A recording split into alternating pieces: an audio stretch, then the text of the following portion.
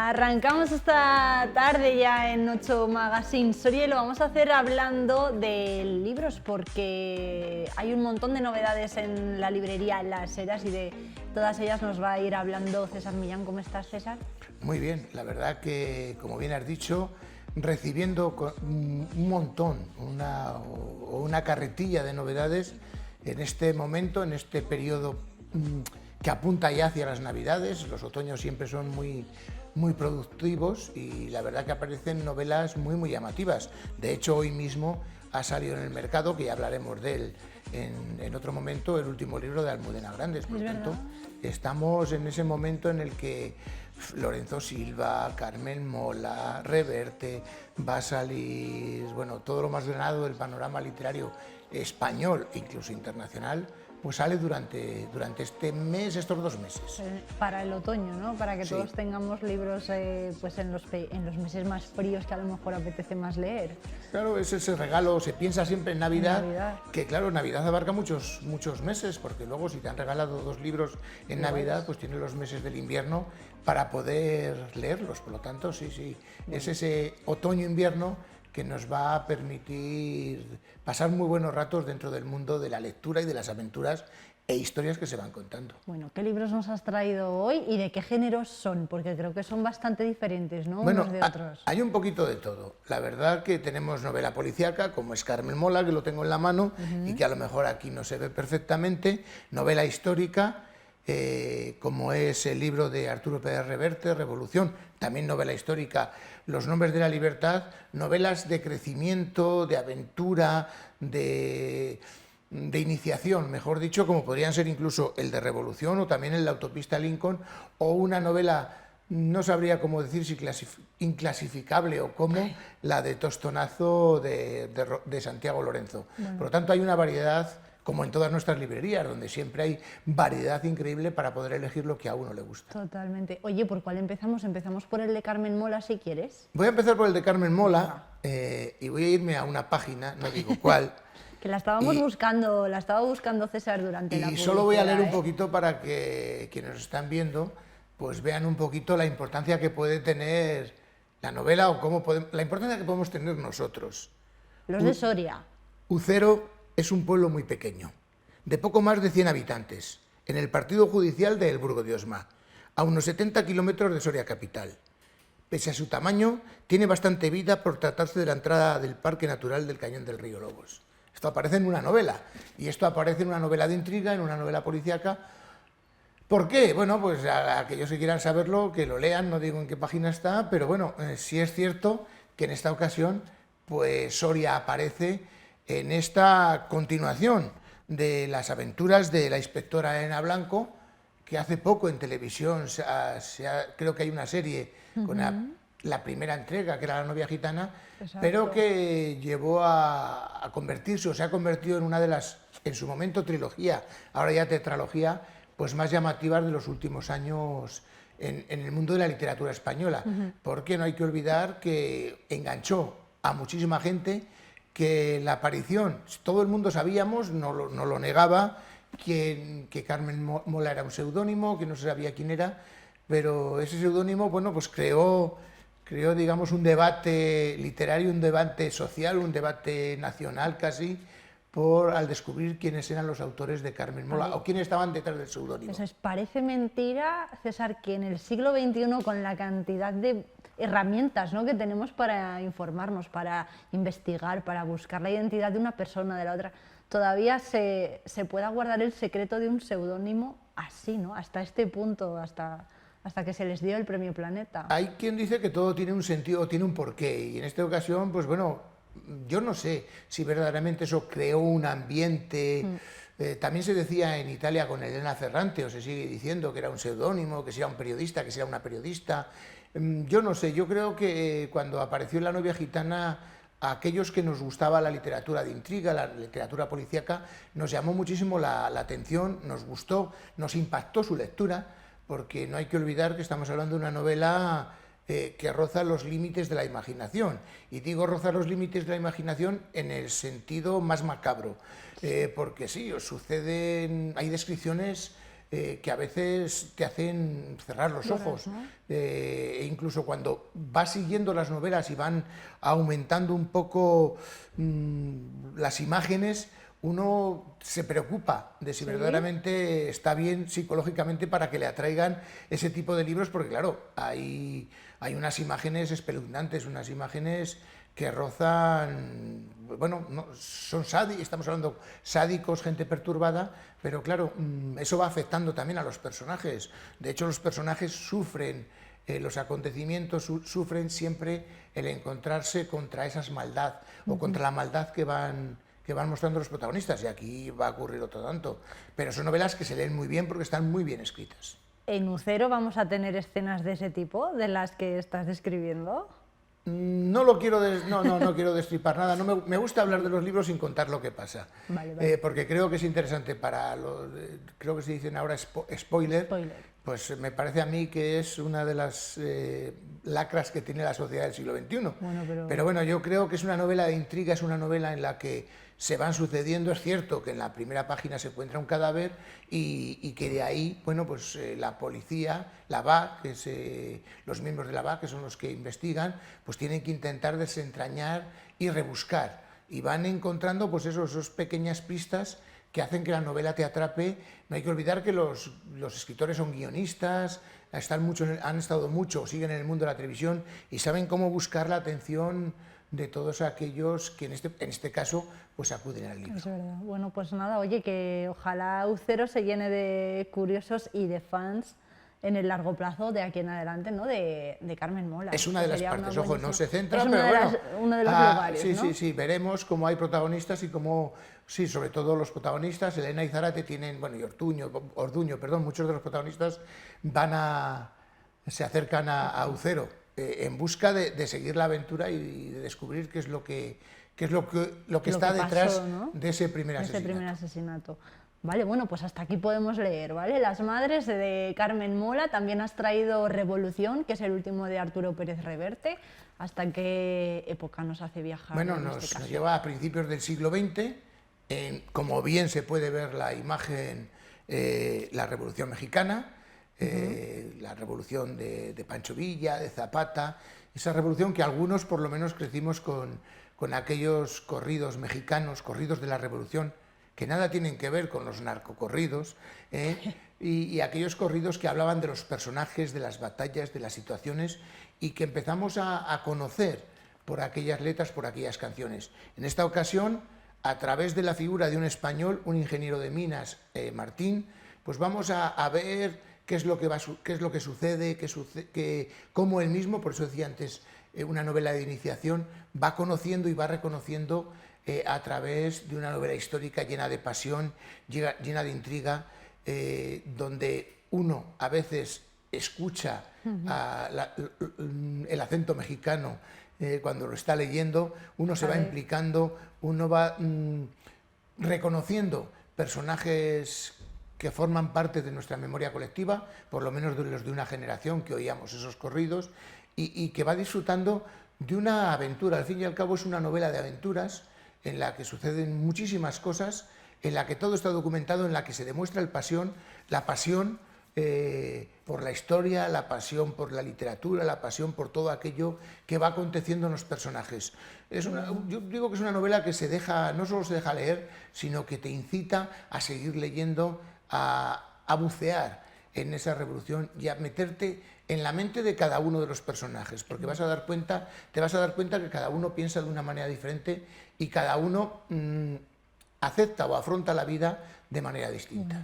Pues otra genialidad, ¿no?, de Arturo Pérez Reverte. Sí, que, la verdad que sabe, toca esos palos y bueno, él siempre ya nos llevó a México con la Reina del Sur, y yo creo que esto, bueno, pues es ese apunte más, esa huella que dejó México, o que tenemos, no sé, los españoles con México, porque hay muchos nexos de unión continuamente, y bueno, en esta ocasión él ha querido buscar una historia en la que creo que en algún sitio habló él de un bisabuelo que había estado en México y que por lo tanto relataba todo lo que había acontecido en aquella Revolución Mexicana, y bueno, y él ha cogido un poquito de aquí y de allá para contarnos esta historia, que es creíble, que es...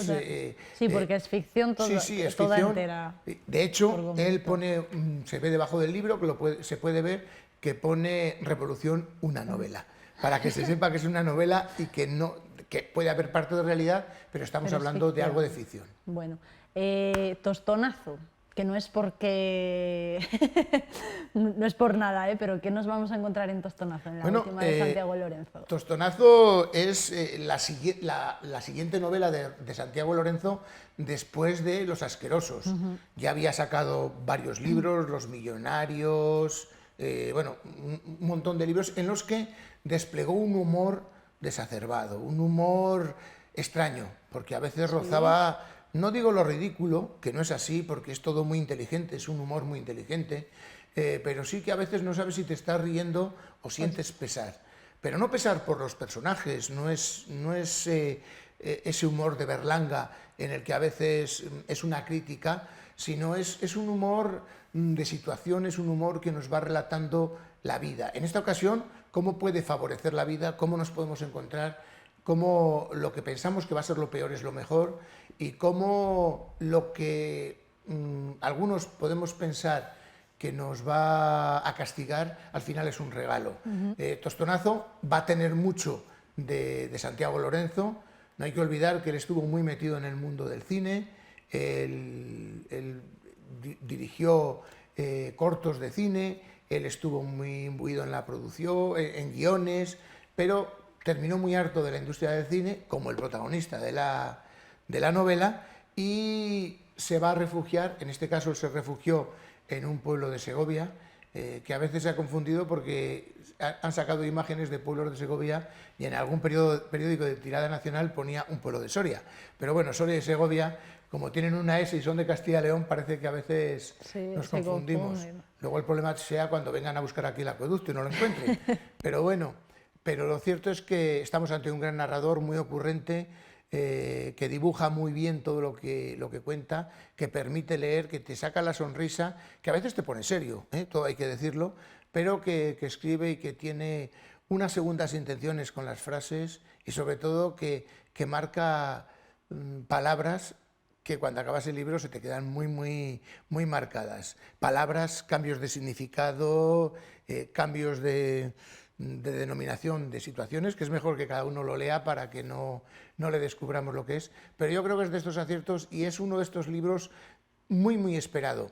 La editorial ha querido jugar con similitud, no hay ninguna portada aquí de Los Asquerosos, entre Tostonazo y Los Asquerosos, por mantener un poco esa igualdad, aunque tengan muchísima diferencia, pero sí tengan puntos en común. Por lo tanto... ¿No tiene nada que ver una historia con no, nada. Podemos encontrar similitudes porque lo hemos leído, pero nada, no hay una continuación, no son los mismos personajes, por supuesto. Bueno, pues nos apuntamos también Tostonazo. Has traído también Los 1000 nombres de la libertad, ¿no? Sí, es una novela histórica, una novela que nos va a llevar al siglo XIX, justo en 1815, acaba de terminar, bueno, es ese momento liberal por excelencia de España, en esos momentos en los que todo ha cambiado muchísimo, en los que hay ese aire de libertad. No hay que olvidar que la Constitución de Cádiz tuvo mucho que ver en ese cambio de lo que fue el antiguo régimen en España al nuevo, y por lo tanto, bueno, pues nos va a presentar unos personajes muy distintos, desde la protagonista, que tiene que ir desde Canarias a Tenerife para ayudar a la familia, a todos aquellos personajes que van apareciendo, Modesto, para encontrar ese ambiente también contado, también reflejado. No hay que olvidar que si algo tiene María Rey es un afán por mostrar la historia, por recuperar la historia, por potenciar todo aquello que sea el conocimiento de la historia. De hecho, una de las buenas cosas que tiene el libro y que nos permite no tener que ir a acceder continuamente al ordenador o al teléfono para coger datos... ¿Eso es bueno o es malo? El hecho de tener que buscar, bueno, voy a ver si esto que cuentan en este libro... Yo creo que es uno de los errores que cometemos. ¿Ir a buscarlo? Sí, porque te descentra de lo que estás leyendo. Es mejor cuando termines de leer, si se te ha quedado, si es importante para ti, buscarlo. Por eso creo que es uno de los errores del libro electrónico o de las tabletas que tienen información, porque te descentra de lo que estás leyendo, porque la inmediatez es muy golosa. Entonces quieres saber una duda, y aquí, como digo, lo bueno que tiene es que tiene un índice cronológico muy importante y un índice de personajes históricos también llamativo. Por lo tanto, es sencillo, pero muy cómodo de utilizar sin abandonar el libro. Es decir, que aquí en este caso sí que vamos a encontrar una parte de la historia que es real. No Sí, ocurre sí. lo mismo que con Arturo Pérez. No, Arturo Pérez Reverte también hay personajes También hay reales. personajes reales, ¿no? También la novela histórica, si está bien contada, sabe mezclar. De hecho, aquí hay uno de los aportes, no sé si debería decirlo, la propia María lo dice, que hay que distinguir lo que es real y lo que no. Hay personajes que son reales y otros no. A veces confundimos. Es bueno mientras lo estás leyendo, porque te crees la historia de tal forma que la estás viviendo y sabes que es verdad. Pero luego es cierto que la actitud de los personajes, el pensamiento de un personaje, no lo podemos saber si no ha dejado un diario, si no ha mostrado algo.